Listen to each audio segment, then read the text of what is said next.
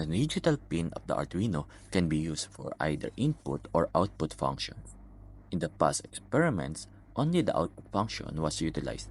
However, in this experiment, we will use the input function to read the output value of the sensor or device. In this tutorial, I will demonstrate how to control an LED using a tactile switch button. Tactile switch is a type of button that enables current flow when it is pressed down and held, and stops the current flow when it is released. It has a very short movement distance and is commonly referred to as a momentary action switch.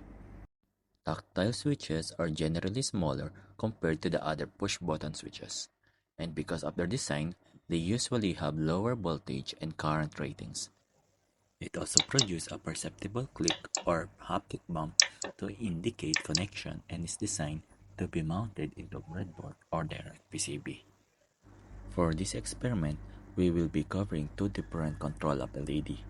First, we will turn on the LED when the button is pressed and turn it off when it is released. Secondly, we will modify the program to toggle the LED state only when the button is pressed and released. Materials needed: Arduino Uno, tactile switch button, red LED, 220 ohms resistor, 10k ohms resistor, breadboard, and jumper wires. Let's build the circuit. Connect the LED and 220 ohms resistor to digital pin 7. Add the push button to the breadboard and connect one leg of the button to the ground using a 10k ohm resistor in between. This resistor will act as a pull-down resistor, which means that the default button state will be low. Add a wire between another leg of the button and VCC. Then connect a leg of the button, same side as the pull-down resistor, to a digital pin 8.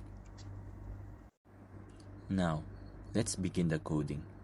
After the previous experiments, you are now more familiar and it will get easier for you. Let's start with defining the pins variable, LED pin and button pin. The setup function is executed once at the beginning of the program. This is the part where we initialize our pins with the pin mode function. Output for the LED, as we're going to write data to it. Input for the push button, as we're going to read data from it. In the loop function, using the digital read function, we can read the value from a button pin either high or low. As we have a pull-down resistor on the button, we know that the button's non-pressed state will result in a value of low and pressed state is high. And with the if-else statement, when the state is high, the LED powers on. Otherwise, it powers off with the digital write function. Let's upload the code and observe. When the button is pressed, the LED is on. Otherwise, the LED remains off. Let's work.